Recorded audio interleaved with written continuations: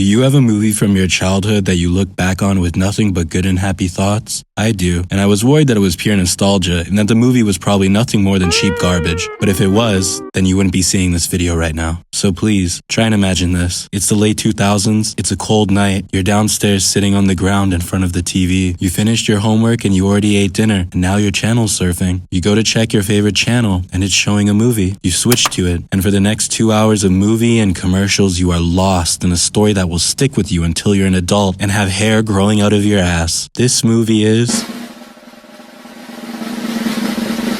Eight-Legged Freaks. But before we get into that, hello, my name's Eddie, and I'm here to tell you that 2002's Eight-Legged Freaks is the movie that you need in your life right now. This movie fucking bangs. It fucks. It sucks. And most importantly, it's nuts. Now let me stop you right there. I already know what you're thinking. Whoa, Eddie. Dude, did you piss your pants? Yes, I did, because I watched this movie, and I think that you should too. I don't have much time to explain this because spiders are clawing at my door, but I'm going to use my last breathing moments to show you the best creature feature the early 2000s offered. So anyways, let's get into it. The story goes something like, it's 2002 in the small desert town of Prosperity, Arizona. Not a real place. A vat of toxic waste falls into a lake where old loser Joshua goes and finds radioactive crickets. He doesn't know they're radioactive, so he takes them to his exotic spider farm and feeds them to the spiders, which in turn mutates them. They grow exponentially larger very fast, which is the whole plot of the film basically, but they're not that big yet. Then we meet the most early 2000s kid you've ever seen with the center-parted hair, Mike. You definitely don't recognize him as being the young Matt Murdock in the following year's Daredevil starring Ben Batman Affleck. Anyways, the kid tries flirting with a tarantula, gassing him up like, "You're a big fella." And Joshua creeps on him and says the crickets he found are spider steroids. Then, slickback Mike leaves the conversation only for a tarantula to join in and bite Joshua, leaving him to knock over every single glass spider cage within 10 feet. Before you know it, there's more spiders crawling over him than blades of grass in this small desert town. Next, we catch our first glimpse of the film's main protagonist, Chris McCormick, played by real-world wrestler/detective David Arquette, who you may recognize from fighting Ghostface and then years later getting murdered by Ghostface. He's back in town, and there's a story behind him leaving, but I'll explain that when it comes up later. Our guy Chris first comes to meet up with his aunt Gladys. I guess she's old because she can't hear her dog biting the fuck out of Chris's legs while they're hugging. Next, we see Mike riding home and passing the toxic pond where Joshua is getting his crickets. We meet his hot mom, Sam, who's the sheriff of the town. She's investigating the toxic spill. Also meet Deputy Pete Willis. He's the best character of the movie, FYI. He's pulling out the barrel of toxic waste. He also touches his head, and that will come back later on, so remember that. Sam grounds Mike for something, I don't know, probably going to see the weird old man spider guy, and then we smash cut to dirt bikes, sick, dirt bikes, awesome, dirt bikes, whoa, wheelie, rock music, very cool, very fun. They drive by the sheriff's car and she does a Fast and Furious and chases them down. One of the bikers sexually harasses the sheriff, and the main one, Brett, gets a ticket from her. A girl hops off the back of Brett's bike and is ordered to get in the car by Sam. It's Mike's sister and the sheriff's daughter, Ashley, played by a young Scarlett Johansson. These three will be the main family of the movie. Later on, we see Mike calling up Joshua, but he's dead. The place is covered in webs, and there's a bunch of tiny little sticky feet running around, and then all of a sudden his body is pulled away in a jump scare.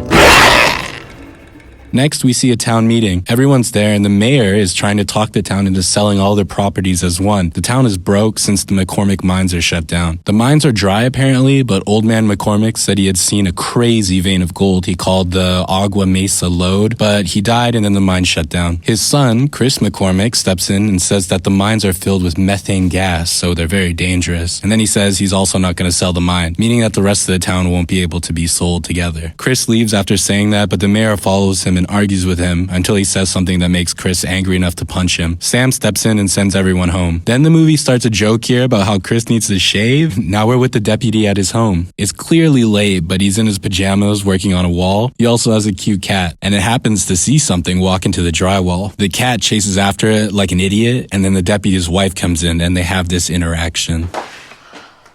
Okay, well, you told me to finish the job. Now I'm trying to actually finish the job. Let's just give Zeke a snack and go to sleep. They eventually realize the cat's gone in the drywall, so she goes to get a can of cat food to lure the cat out. She has this close call with the spider who snarls and grunts near her hand, but she's like probably deaf or something because she doesn't notice it at all. They begin to lure out the cat, and then this fucking Looney Tunes bit happens. The cat's face is repeatedly smashed into the wall by a spider, leaving cartoon imprints of its face. We also hear the spider's sounds, and they sound like little fucking velociraptors. One of them even says "hiya" at one point.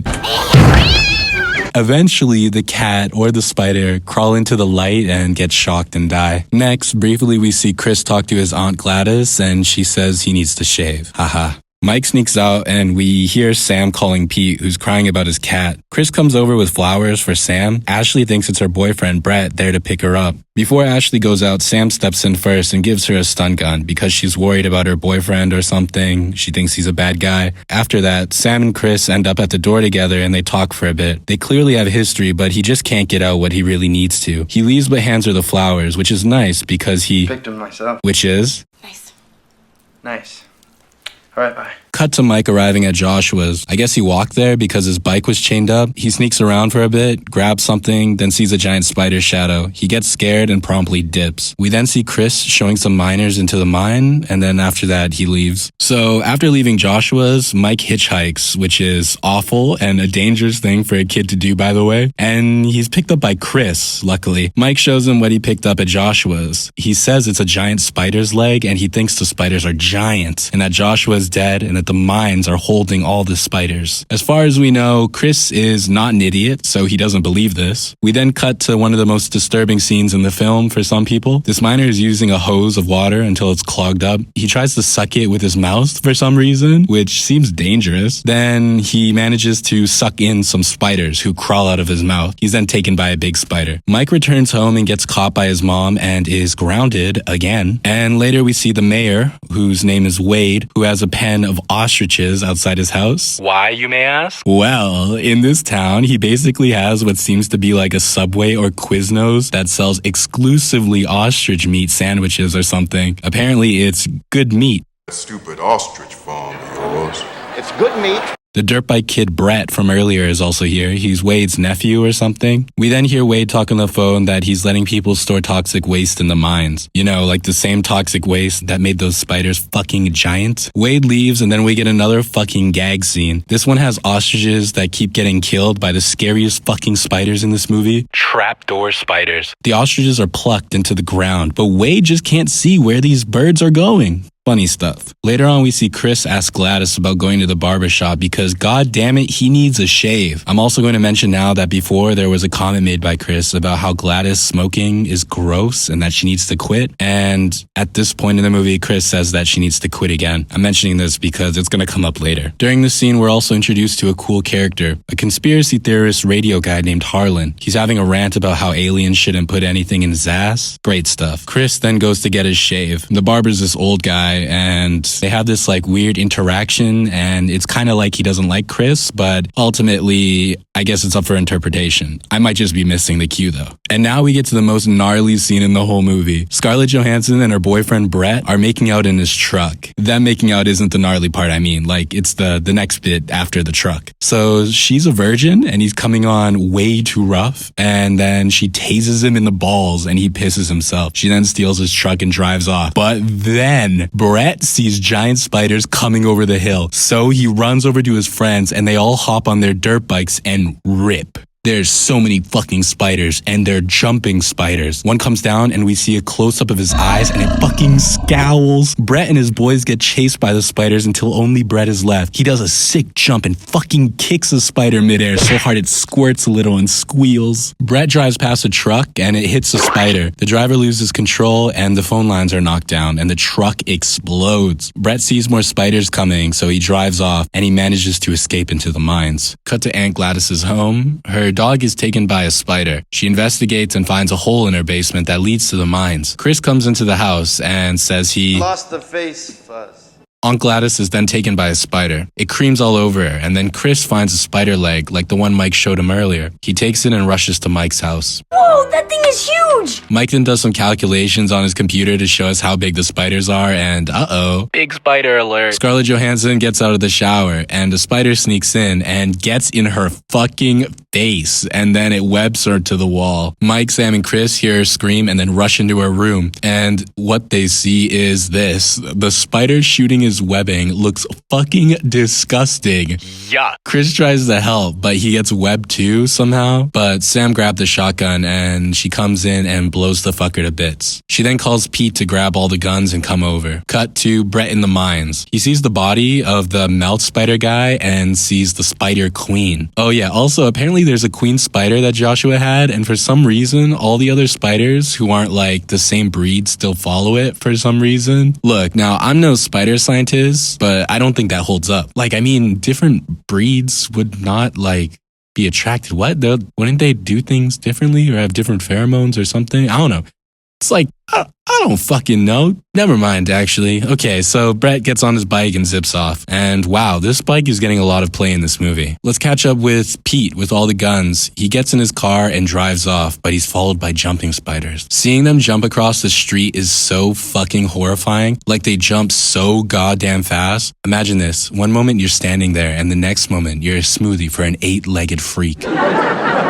Thank you very much. That was me. Let's catch up with Mike and the gang. He says the spiders are nocturnal and are gonna come out to feed now. Note, we mostly see orb weavers, jumping spiders, and tarantulas. Like, orb weavers are web builders, but in this movie they're kidnapping motherfuckers. And yeah, they are nocturnal, but like, they repair their webs and feed it shit at night, but during the day they just sit and wait for their prey, I guess. Jumping spiders use their visions, so nah, they aren't nocturnal. They kinda need light. And tarantulas actually are nocturnal, so I guess that holds up. Pete shows up and starts honking the horn, but then a bunch of jumping spiders show up. It's dark, so I guess they just can't see him in the car, but one does land on the roof of his car, so he shoots through it and gets oozed on in his mouth. Gross. The spider guts or whatever in this movie are great because they're comically green, like mucus, which is a great decision made by whoever chose that. Sam comes out and shoots it dead, and everyone runs into the car. Before they leave, Mike says, Abernatus orbis. Let's go!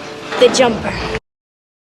Wow, okay. Cool, kid. Thanks for saying that right now. So, like, let's fucking go? They speed through the town, and we see a glimpse of different giant spiders coming out. They arrive at conspiracy theorist Harlan's radio station that's in his trailer to broadcast a message to the town since the phone lines are still down. Sam on the radio broadcast says that the town is being overrun by giant spiders. But the townspeople are like, nah. Then a giant tarantula shows up, and the hardest version of the itsy bitsy spider plays.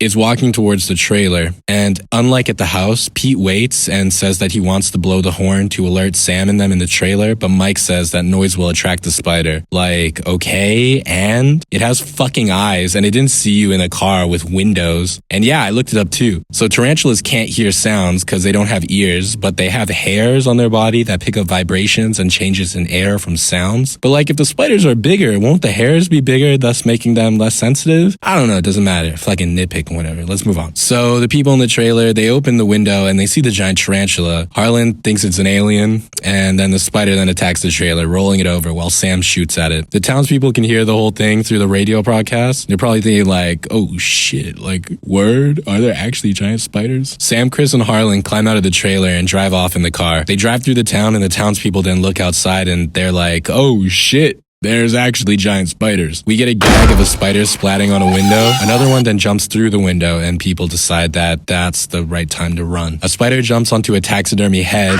takes a bite, and spits. These bastards have personality. Yes. We then get to the scariest scene of the movie, or like, at least the concept is. So people are running to their cars in a parking lot that's full of trapdoor spiders. People are dropping left and right. Bing, boom, bap. We follow this random schmuck who walks over a spider using a ladder to get to his car. Cut to Wade eating an ostrich burger at his stupid fucking ostrich Quiznos in his stupid fucking mall, and a nerd walks in to get coffee. Wade then walks out to his car, and then all of a sudden a bunch of cars start driving into the parking lot. He gets excited, and Christmas music is playing, and Wade has this stupid fucking line, "If you build it, they will come." Chris and everyone arrive at the mall. They tell Wade to wake the fuck up, and they all run into the mall as spiders show up and kill people. A fucking spider spider beats the shit out of a guy with punching sound effects. Then Chris gets the coffee nerd to come and close the mall's front gates. Everyone gets in and then this joke happens. What exactly is it? Spider-Man. Hey, yo, what the fuck? Pete fucks off to lock the back and the townspeople bicker together in the mall. Chris tells everyone to listen to what Mike has to say and he gives them the rundown about the whole spider thing until they figure out a plan. So it's 2002 and Wade's the only one here with a cell phone. Their plan is to take that cell phone to the top of the antenna on top of the mall to get a signal and call for help. Chris steps up to do it and Harlan says he'll come with. The townspeople split up to arm themselves and oh my god, it's like Dead Rising. People in the mall using shit to kill things. Yo, whoa, what? But Chris and Harlan are on the roof now. They see the giant tarantula that flipped his trailer. It steps on a spider as it's walking towards the front gate in, I guess, what's a little joke, and it's pretty, I don't know, it's something. Wade sneaks off into the mines and locks the door behind him because he's a dick. Cut back to Chris and Harlan up on the antenna. Chris gets a signal and calls for help, but they don't believe him, and Chris says, "They're here!" Which is great line delivery. Whoever's choice that was to do it like that, great choice. Now, back to Sam and the townspeople. They realize Wade went off into the mines, so they start leading people back there to escape while other townspeople stay and fight. They all get ready. Get ready! Oh, yeah. And then the tarantula breaks open the gates and all the little fuckers climb in. We then get a bunch of scenes of townspeople biting it and they're all really great. You should go watch the full movie and see them. I'm not going to add them in here. Cut back to Chris and he says the title of the movie. Him and Harlan run out of ammo, but then we find out that Harlan is afraid of heights, so he runs and jumps off the building to lead the spiders away. He lands beside Pete, who's exiting the building. They try to go back in, but the door's locked now, and I love this pairing already. Chris climbs up the antenna more and ziplines to escape, and a spider ziplines behind him to chase him. That spider splats, and Chris goes down into a vent. And for some reason, none of the other spiders saw this, I guess, and none of them follow him into the vent, so okay. We then see Brett and Wade meet up in the mine. Wade tries to drive the bike, but he's taken by spiders, and Brett zooms off. Again, by the way. Sam finds Chris in the vent and gets him out. They go meet the other townspeople at the door to the mines that Wade locked. Brett, operating a forklift without proper certification, presumably, breaks through the door, and for some reason, when he makes it through, him and Ashley happily reunite. I guess trauma, brings people together, even after what he did was, earlier today.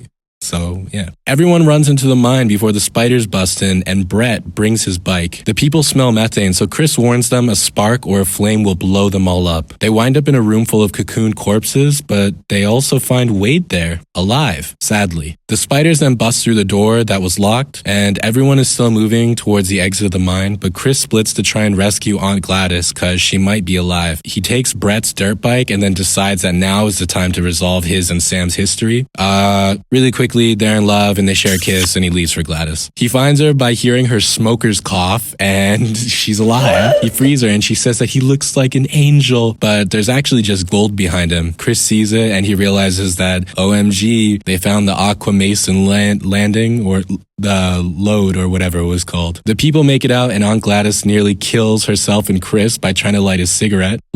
She should have quit, right? I mean, that's what Chris said earlier. Then the queen shows up. She's huge, but Chris fights her off with perfume that Mike gave him earlier because spiders can smell good or something. Chris plants some matches in a broken light socket so when the people outside activate the generator, the mine will blow up all the spiders. They can't activate it though because the generator is out of gas. But then Scarlett Johansson pulls out the taser that made her boyfriend piss himself, and they use it. The generator sets off the matches and the mine goes boom. Chris and Aunt Gladys on the dirt bike run from the queen spider as the mine explodes. Chris says goodbye as the queen gets caught in the explosion. Oh, and also, by the way, the queen spider's name has been Consuela this whole time. They fly out as the rest of the mine explodes, killing all the spiders and also destroying Wade's mall. A bunch of cops and firefighters show up with Harlan and Pete, and it turns out that they're all big fans of Harlan's radio show, and they heard the broadcast when the tarantula attacked the trailer. Anyways, Pete shows off the top of his head. The toxic waste that made the spiders big is making his bald head grow hair again. Get it? Do you remember? Because he touched his head. Haha. Love a callback. Great. Awesome. Good addition. We can presume that he'll become rich or something selling toxic waste so people can get their hair back. Or maybe it'll just give him cancer and he'll die. We don't know. Also, Aunt Gladys does a smoking joke, asking a cop if he smokes. You smoke.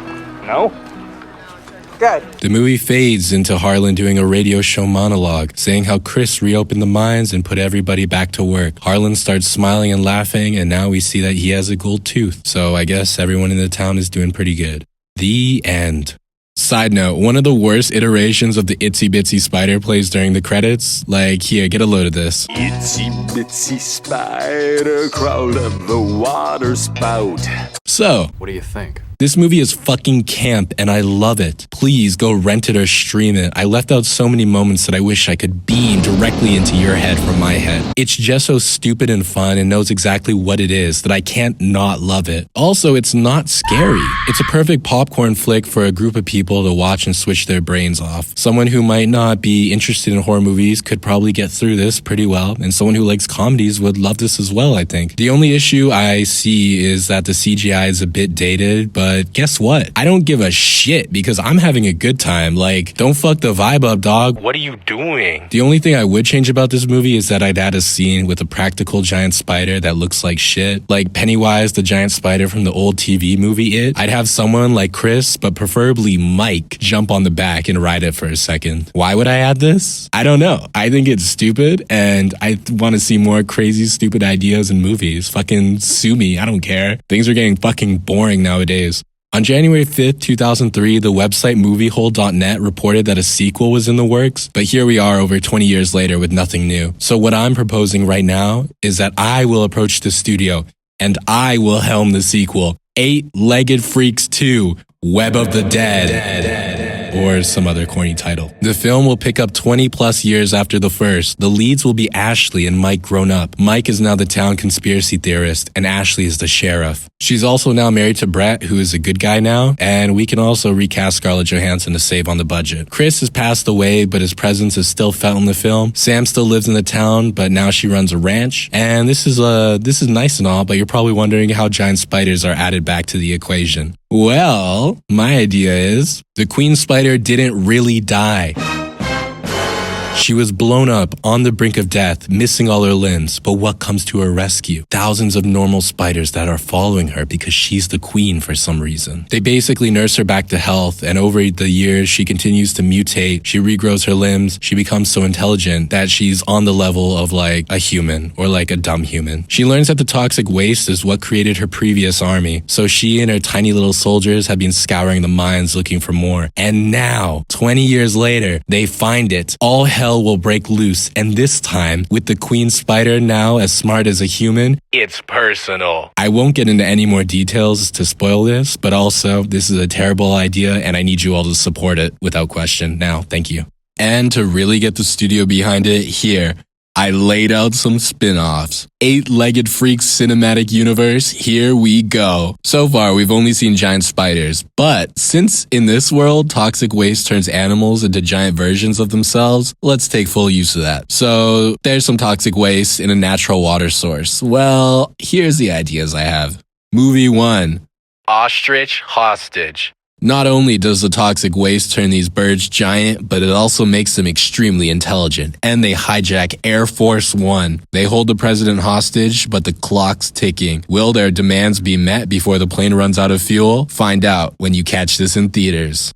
Movie 2. The fear of deer. Deer are coming to drink from the contaminated water spring and terrorize the town. The stars of this film will be the guy who used the ladder in the parking lot, teaming up with his brother who just returned to town. His brother needs to be played by somebody big, so I'm thinking that he's played by Chris Hemsworth. I imagine that this movie will be like the deer fighting scene from Are We There Yet? But a bit more crazy. Actually, scratch that. It needs to be way more crazy. Multiply that shit by 50. Movie 3. Brett and Ash. Taking place after Eight-Legged Freaks 2 Web of the Dead, this spin-off focuses on the couple who now work for the FBI after they were impressed how Ashley was the one who dealt with Queen Spider Consuela in the sequel. In this movie, they're investigating the ex-mayor Wade, who's selling the toxic waste to terrorists and criminals who are now creating monstrous animals for war and other crimes. I can imagine already one scene where they learn about the monstrous animals by busting into a drug house, and the dealers or whoever's there set their dogs on Ash and Brett, who then have to outrun them on his new motorcycle. Think like the motorcycle scene from Jurassic World Dominion, but like if you haven't seen that, and I'm pretty sure that you haven't, imagine just like a GTA Online and you're driving a motorcycle running away from somebody trying to kill you or something. I don't know much about motorcycles. Movie 4. The last spin-off idea I have is also my personal favorite. I am pleased to tell you about Growth. This movie is centered around Pete as his hair growth product is exploding. He is catapulted to one of the richest people in the country so fast. Along the way, he loses what made us fall in love with him in the first place. His wife will leave him, he will develop a drug addiction, and he will lose himself in his own actions. I want him to be unrecognizable by the end of the film. I'm thinking a mix of the Wolf of Wall Street and the Founder with a hint of Beautiful Boy. We will root for him, we will despise him, but by the end, I want us to sympathize with him as he gains an empire and pisses it all away, succumbing to the temptations that riches can buy. I think that this one will be the best chance of the franchise winning an Oscar, and also to connect it with the whole spider animal thing, he'll just have like a pet tarantula in a cage. It won't get big or anything, but like it's there and it's a spider. It's the same guy. And I know what you're thinking, that this is a bad idea because like, why would you have a movie that's completely different premise in like a franchise? Well, let me just remind you that a character from Michael Bay's 2007 film Transformers also appears in Friday the 13th from 2009. So yeah, fucking bite me. Well, guys, thanks for sitting through my pitch, and thank God for Teletoon and Teletoon at Night for showing this movie to my dumb child pea brain. Or it might have been the Sci-Fi Channel. I don't know. It's been so long, I can't remember. But thank you to Cable TV. Thank you to the cast and crew. Thank you to the director, Ellery Elkayem. I'm not sure if I pronounced that right for directing. And a big thank you to everyone who made this movie happen. Anyways, please go stream or rent this movie. It deserves so much love and attention, and I hope that if you've seen it before and you're watching this video, that you also have fond memories of it. Thanks for watching. Cheers. I'm over here stroking my dick. I got lotion on my dick right now. I'm just stroking my shit.